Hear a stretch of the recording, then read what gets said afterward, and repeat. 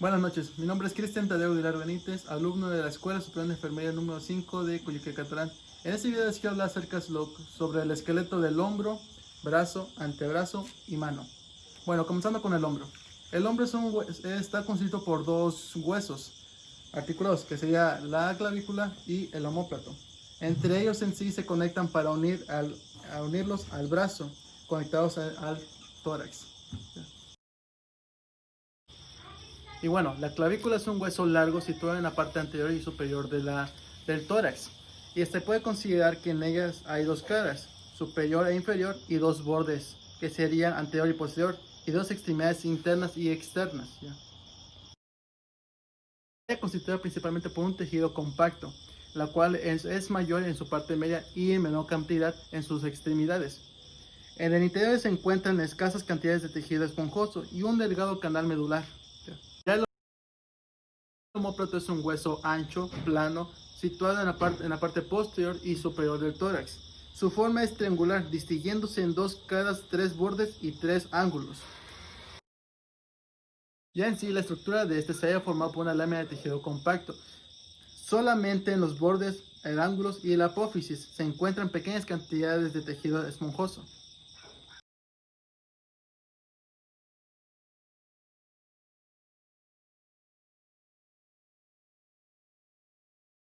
Ya lo que es el hueso del brazo se halla constituido por un solo hueso, que es el húmero. Es este hueso largo que tenemos aquí, el cual está conectado con el hombro a este mismo. Su estructura es una forma de un tejido esponjoso. Es más abundante en las epófisis que en la diáfisis, el cual se halla cubierto por un tejido compacto. Se desarrolla. Ya lo que es el esqueleto del brazo se está constituido por un solo hueso, el que es el húmero. Es este hueso que nos une del omóplato al antebrazo. Su estructura está formada por un tejido esponjoso más o menos abundante en la epífisis que en la diáfisis, el cual se halla cubierto por un tejido compacto.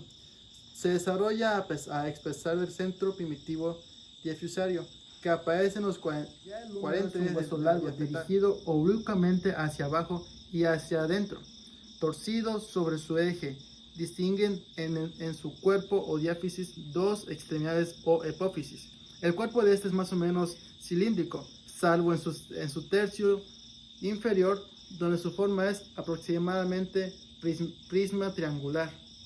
Por eso se puede considerar en tres caras y en tres bordes: la cara externa, la cara interna y la cara superficie articular esférica o cabeza del húmero.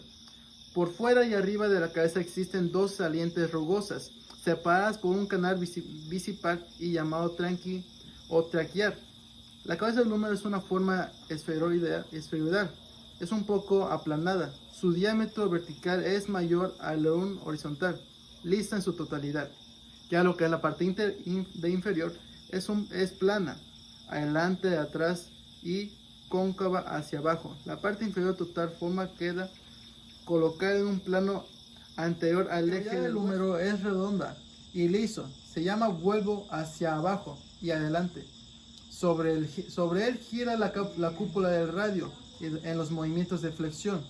Ya lo que es la apófisis lateral son dos, lo que es la interna llamada epitodrea y la externa epicondilo, siendo la primera mucho más profunda que la segunda.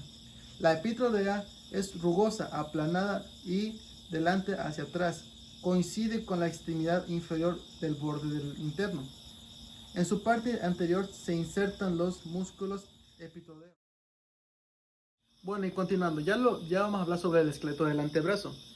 Este está formado por dos huesos largos, articulados entre sí por sus extremidades, quedando entre ellas ambos un espacio más o menos elíptico, llamado espacio interoso.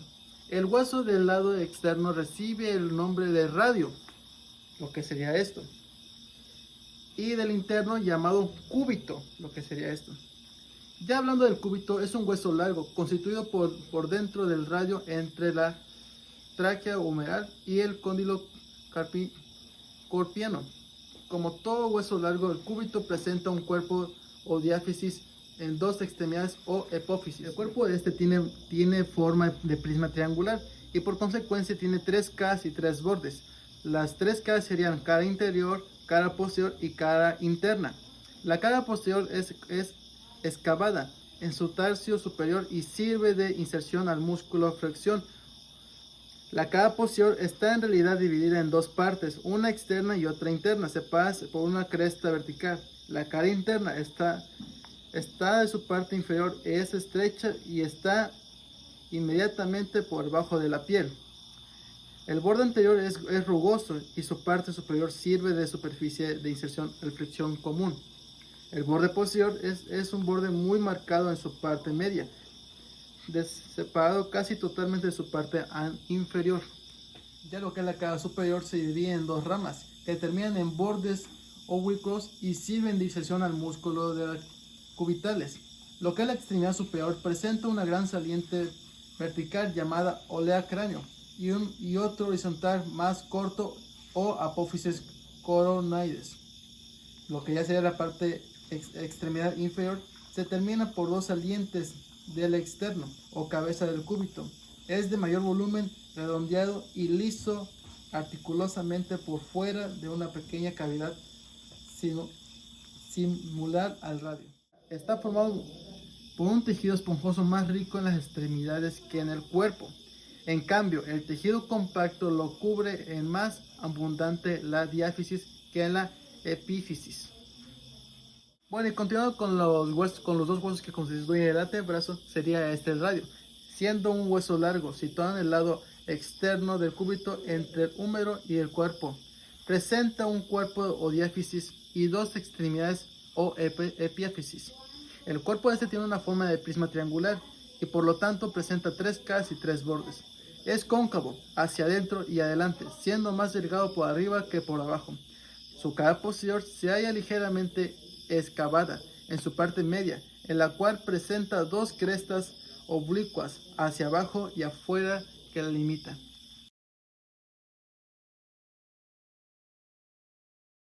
Lo que es su cara anterior es más estrecha que su parte superior, lo cual hace que esta sea cóncava y sirve de inserción a la flexión común y superficial a la flexión propia del dedo pulgar.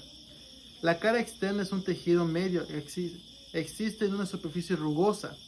Ya complementando eso, su extremidad superior se llama cabeza del radio y tiene una forma cilíndrica, más alto por dentro que por fuera. Su cara superior presenta una cavidad lisa o cupular del radio, donde se articula el cándilo del húmero. Lo que es su extremidad inferior es más voluminosa que la superior, aplanada por delante y atrás y con una forma de pirámide cuadrangular. Y ya por último, en el radio, su estructura está formada como los anteriores, por un tejido compacto más grueso que el cuerpo y en las extremidades, y por un tejido esponjoso que alcanza mayor espesor en las extremidades, donde su tejido compacto es muy delgado. Prácticamente consiste en la misma división que hay entre que conlleva el brazo y el antebrazo.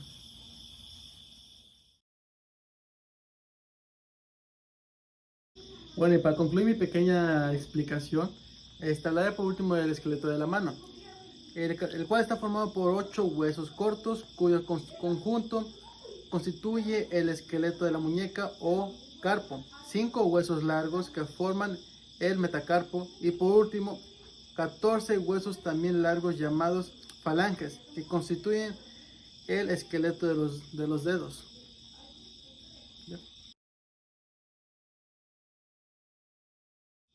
Hablando del carpo, está constituido por 8 huesos que lo integran, se hallan colocados en los 2 hilares superpuestos en conjunto formando una masa ósea convexa con su cara posterior. En general, los huesos del carpo poseen fórmula cúbica, distinguiéndose por eso en cada uno de ellos 6 caras. Los diversos huesos del carpo, siguiendo por ello el orden ya mencionado. Lo que es la hipófisis está constituida por la parte externa de la hilera superior y es un mayor también que la fila. Es alargada de arriba a abajo y de adentro hacia afuera, hallándose excavada por una cara interna para adaptarse al similar y al hueso grande. Simular se halla colocada entre la escáfisis y la piramidal. Su cara superior es convexa y se articula con la faceta cuadrada del radio. Lo que es la piramidal está constituida por la parte más interna de la primera hilera por dentro de la simular y tiene una forma que su nombre lo indica.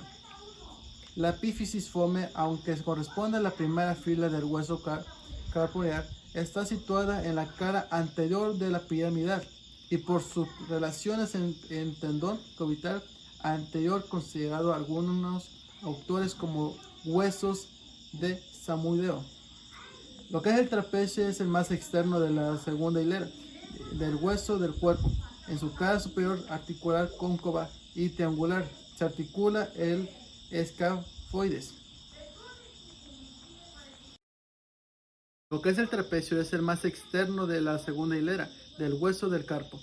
Lo que es el trapezoides se halla colocado entre el trapecio y el hueso grande, siendo el hueso grande el más voluminoso del mosaico del carpo y está situado en el centro de él. El hueso ganchudo está situado en la parte más interna de la segunda línea del carpo y tiene la forma de prisma triangular. Siendo el macino del carpo, los 8 huesos ya descritos anteriormente forman un macino óseo de forma de rectángulo alargado transversalmente, siendo posible por tanto considerarlo en los dos caras y 4 bordes. Bueno, y en la constitución del esqueleto del hueso también se encuentra el metacarpo. Se halla formado por 5 huesos largos o huesos mercaprimos, que se distinguen como primero y segundo, etc. Afuera, adentro, en forma de esqueleto de la palma de la mano. Las características comunes de metacarpos como huesos largos que son presentados en el cuerpo y 2 extremidades. El cuerpo tiene forma de prisma triangular cuya cara posterior es convexa, siendo más estrecha por arriba que por debajo. Bueno, y hablemos por último de la última fase, que serían las falangeas. Forman el esqueleto de los dedos, siendo el número de las 2 partes del pulgar.